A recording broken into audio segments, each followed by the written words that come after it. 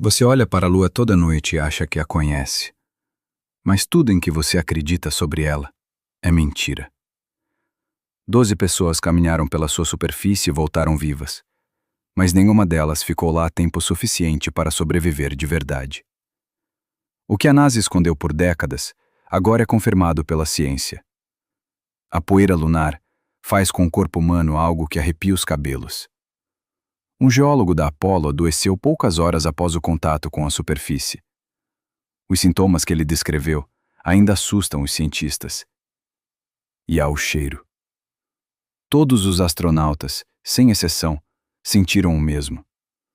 Um cheiro que não deveria existir no vácuo do espaço. A Lua está envolta em uma camada invisível e flutuante. Ela tem uma vida elétrica própria, e você vai descobrir por que isso é mais assustador do que parece. Em 1972, ocorreu um evento que poderia ter matado toda uma tripulação. Passou a poucos meses de distância. Quase ninguém fala sobre isso. A Lua está se contraindo agora mesmo. Enquanto você lê isso, ela range por dentro. E o lugar para onde Artemis 3 vai é o mais perigoso de toda a sua superfície. Um lunaremoto não dura segundos. Ele dura horas. Como o toque de um sino que não para de soar. E isso é apenas o começo da lista de ameaças. Assista até o fim, porque depois deste vídeo, você nunca mais conseguirá olhar para a Lua da mesma forma que olhava antes. Imagine que você está na superfície da Lua. Sem vento, sem som, apenas um céu tão negro que o universo parece pesar sobre você. Sob suas botas está a poeira cinza, intocada por 1 bilhão de anos. Parece tranquila, parece imóvel. É a mentira mais perigosa de todo o sistema solar. Crescemos achando que a Lua é amigável. Ela está no céu toda noite, visível com um binóculo barato, familiar, próxima. 12 pessoas caminharam por ela, plantaram bandeiras, andaram de veículo, bateram em bolas na poeira. Voltaram vivos. Parece que a conquistamos. Mas a Lua não está conquistada nem é segura.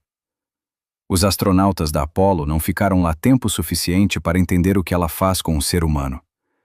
E o que descobrimos nas últimas décadas deveria nos fazer pensar muito antes de enviarmos pessoas lá novamente. O problema começou antes mesmo de os astronautas conseguirem voltar para dentro da nave. Cada tripulação da Apollo, sem exceção, relatou a mesma coisa. A poeira. Estava em todo lugar. Cobria os trajes, entupindo os equipamentos, arranhava as viseiras, travava os recipientes de amostras. Você a sacode. Ela gruda ainda mais. Quando os astronautas a traziam para dentro do módulo, na gravidade fraca, ela subia no ar e ficava suspensa como fumaça, recusando-se a pousar. O geólogo da Apollo 17, Harrison Schmitt, desenvolveu o que chamou de febre do feno lunar, poucas horas após o contato com a poeira. Os olhos ardiam, os seios paranasais incharam, ele não conseguia parar de espirrar. Outros se queixavam de dor de garganta e olhos lacrimejantes por semanas. E todos descreviam o mesmo cheiro estranho, de pólvora queimada. Era a poeira encontrando oxigênio e umidade pela primeira vez. Na superfície lunar, o solo está em um estado de dormência química. Bilhões de anos de micrometeoritos trituraram a rocha em um pó mais fino do que o talco mais delicado. Cada grão é um minúsculo fragmento de vidro quebrado. As arestas são tão afiadas que você nunca conseguirá vê-las a olho nu. Quando as partículas entram em contato com umidade ou oxigênio, tornam-se quimicamente ativas. Elas grudam nas superfícies. Elas grudam no tecido dos pulmões. A poeira comum sai do corpo. A lunar não. Algumas partículas têm menos de 1 micron. Elas penetram fundo nas vias respiratórias e ficam lá. Na Terra, as partículas se depositam e são eliminadas. Na Lua, a gravidade é 6 vezes menor, e a poeira fica suspensa por mais tempo, penetrando ainda mais fundo. A NASA levou a ameaça tão a sério que criou um grupo especial para avaliar a toxicidade da poeira lunar. O que descobriram foi assustador. A poeira contém silicatos semelhantes aos que causam silicose em mineiros, uma doença pulmonar progressiva e incurável que destrói o tecido por dentro. Dentro das cápsulas de vidro dos grãos se escondem nanopartículas de ferro, quimicamente extremamente ativas. O dano real de uma exposição prolongada continua sendo uma questão em aberto para toda a ciência. O estudo recente da Universidade Tecnológica de Sydney mostrou que os simulantes de poeira lunar se mostraram menos tóxicos do que o ar urbano poluído da própria Sydney. Soa encorajador, até você se lembrar. A Apollo não tinha filtros, eclusas, nem forma de impedir a poeira de entrar nos pulmões. As missões futuras serão mais longas, a exposição maior. E a poeira dos crateras eternamente escuros do Polo Sul pode se comportar de maneira completamente diferente. Ninguém verificou. Ninguém sabe. E isso não é nem a coisa mais estranha que essa poeira consegue fazer.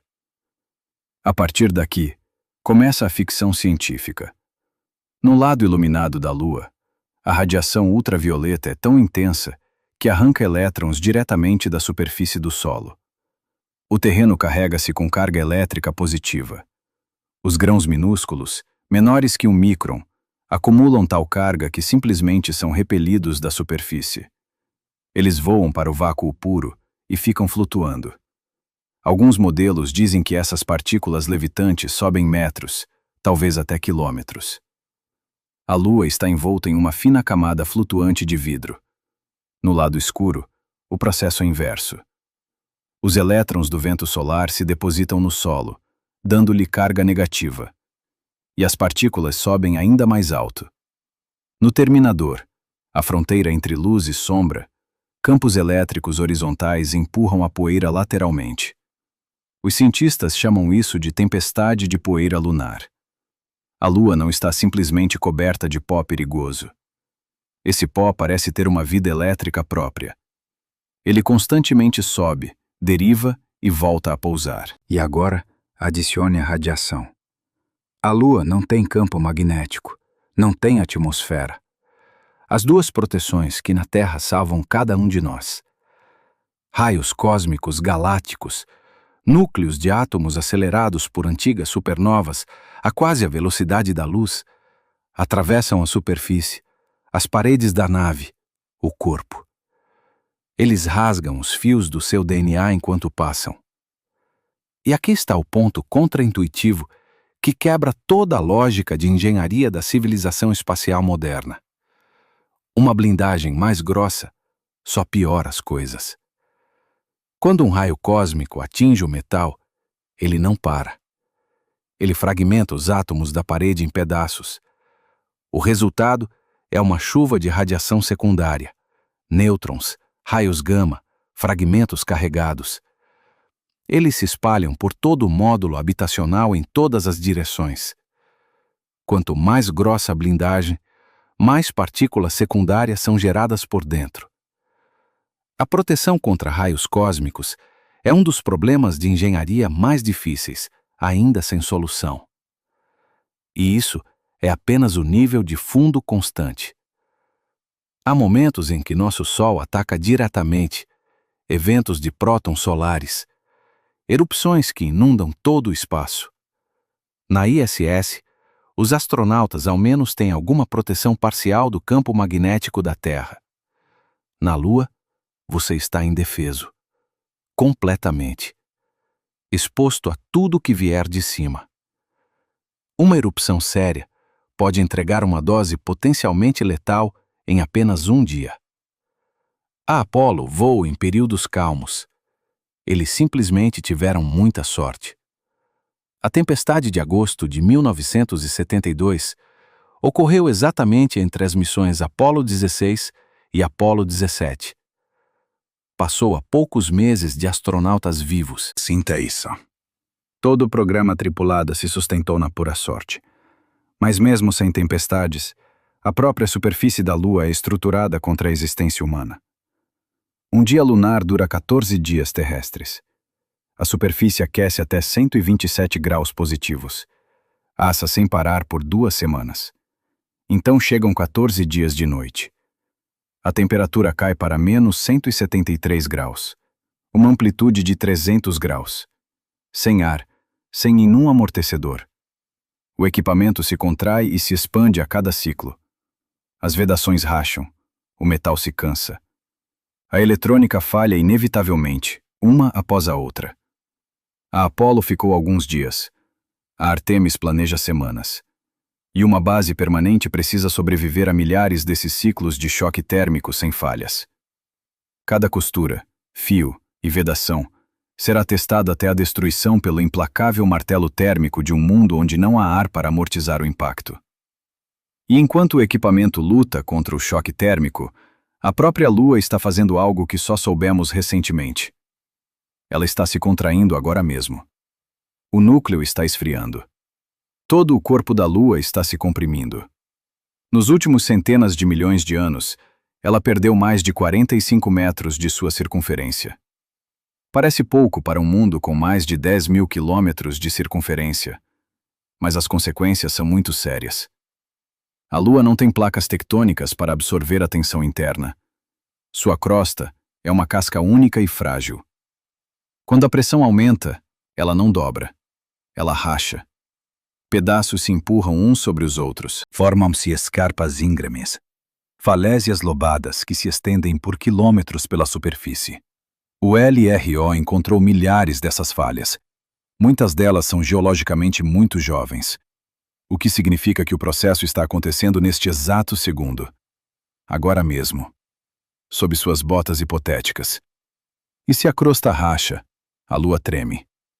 Tremores superficiais nascendo logo abaixo da camada da crosta, ao longo de falhas ativas. Não os tremores profundos conhecidos da Apollo, mas frescos, perigosos, destrutivos. Em 2024, um estudo de Waters e Schmer associou um dos lunaremotos superficiais mais poderosos, magnitude 5, a falhas de empurrão jovens. A região, o Polo Sul lunar. Exatamente onde a NASA planeja pousar a tripulação da missão Artemis 3. Uma coincidência que dá arrepios. Um dos locais candidatos, de Gerlach Rim 2, está preocupantemente próximo a uma falha ativa jovem. Bem na beira. E aqui está o detalhe chave e chocante. Um lunaremoto não dura segundos. Ele dura horas. A crosta é seca, fraturada, sem ar. A energia não é dissipada. É como bater em um sino com um martelo. O som se propaga por toda a crosta. A vibração é mais suave que a terrestre, mas continua e continua sem parar. E em um mundo onde o solo é uma massa solta de escombros de bilhões de anos de impactos, essa vibração desencadeia deslizamentos. Diretamente nas paredes dos crateras. Os mesmos crateras onde planejamos procurar gelo de água para futuras colônias. E isso não é teoria. Em 2025, foi confirmado. Os mesmos pesquisadores analisaram o local de pouso da Apollo 17 no Vale Taurus Littoral. As quedas de rochas lá não foram causadas por meteoritos como se pensava antes. Foram causadas pela falha Lee Lincoln. Ela produz repetidamente magnitude 3 nos últimos 90 milhões de anos, e possivelmente está ativa exatamente agora. A chance de um tremor destrutivo perto de uma falha ativa é de 1 em 20 milhões por dia. Parece uma chance enorme. Calma, você diz a si mesmo. Agora multiplique por uma década de habitação permanente. Dá 1 em 5.500. Melhores chances do que tirar quadra no pôquer. No início de 2026, cientistas do Smithsonian já haviam catalogado mais de 2.600 pequenas cristas, todas formadas pelas mesmas forças de compressão do planeta. A contração é global. As falhas estão em todo lugar. E enquanto a crosta racha por dentro, de cima sobre a Lua cai continuamente mais uma ameaça constante e perigosa. Micrometeoritos. Na Terra, as minúsculas pedras se incendeiam na atmosfera muito antes de alcançar a superfície. Na Lua, nada os para. Absolutamente nada. Partículas do tamanho de um grão de areia colidem com o solo a velocidades de até 10 km por segundo. Isso equivale a cerca de 36 mil km por hora. Eles fazem isso há 4 bilhões de anos. Foi exatamente isso que triturou a superfície no mesmo pó afiado como lâmina de barbear sobre o qual começamos esta conversa. Para uma única partícula, o risco é pequeno. Mas ao longo de meses e anos, o efeito se acumula. A Apollo descobriu que a poeira corroeu as camadas das solas dos trajes espaciais. As vedações a vácuo dos recipientes de amostras foram destruídas pela abrasão em apenas alguns dias. Uma base permanente passará por isso continuamente, a cada segundo, sem equipe de reparos, sem reabastecimento, sem direito a erros. Agora vamos juntar tudo e veja o que a Lua realmente é. Não é a companheira prateada pendurada pacificamente no céu. Não é a pedra conquistada que visitamos e abandonamos. É um mundo envolto em pó de vidro, um pó que gruda em tudo e flutua pela sua própria carga elétrica. Um mundo onde a radiação flui através dos seus ossos a cada segundo. E não há parede que a pare. Um mundo que silenciosamente se rasga por dentro, espalhando rachaduras pelo seu rosto. Que sacode o solo por horas sem parar. Um mundo onde a temperatura salta do cozimento ao congelamento profundo a cada 2 semanas, em um calendário implacável. Um mundo onde pedrinhas invisíveis voam mais rápido que uma bala no vácuo sobre a sua cabeça. Estivemos lá 6 vezes. Nada de grave. Cada vez menos de 3 dias. Apenas visitantes de passagem. Rápido demais para todos esses perigos se revelarem completamente para nós. Ir até lá é uma coisa. Ficar lá é completamente outra. E a Lua, como sempre, vai esperar. Silenciosa, paciente. Muito mais hostil do que parece para você agora. Quando você a olha da varanda, você vê uma mentira. E a verdade vive lá, no céu negro.